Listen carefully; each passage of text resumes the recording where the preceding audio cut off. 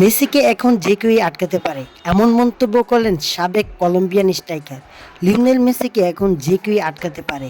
Copa আমেরিকার ফাইনালের আগে নিজেদের সাবেক স্ট্রাইকার আদলফো ভ্যালেন্সিয়ার মুখ থেকে এমন এক মন্তব্য শুনে আশ্বস্ত হতেই পারে কলম্বিয়ান ফুটবলাররা।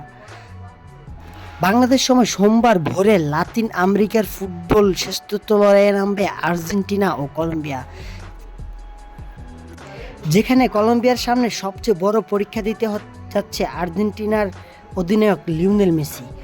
সর্বকালের সেরাদের কাতারে চলে যাওয়া এই ফুটবলারকে নিয়ে পরিকল্পনা সাজাতে রীতিমতো সংগ্রাম করতে হয়েছে প্রতিপক্ষ কোচদের। 17 বছরের লম্বা ক্যারিয়ারের পুরোটা জুড়েই প্রতিপক্ষের গুম কেড়ে নিয়েছিলেন মেসি, কিন্তু 2024 সালে মেসি নামের আর্জেন্টাইন সেই মেশিন যেন এখন অনেকটাই অম্লীন।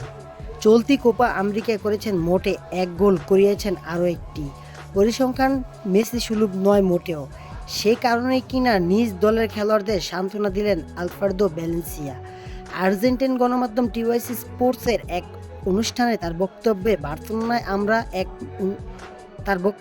বার্সেলোনায় আমরা যে মেসিকে দেখে অভ্যস্ত ছিলাম সে আর তেমন অবস্থায় নয়, যে কিনা 6 কিংবা 7 জন খেলোয়াড়কে পাশ কাটিয়ে চলে যেতে পারত। বয়সের সঙ্গে সঙ্গে সেই গতি আর শক্তি হারিয়েছে।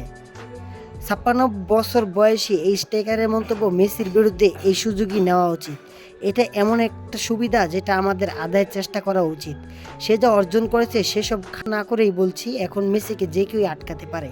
মেসি অবশ্য এখনও আর্জেন্টিনার হয়ে রাখছেন বড় ভূমিকা, আর গোল অ্যাসিস্ট না পেলেও পুরো আসরে দিয়েছেন 5টি কিক পাস।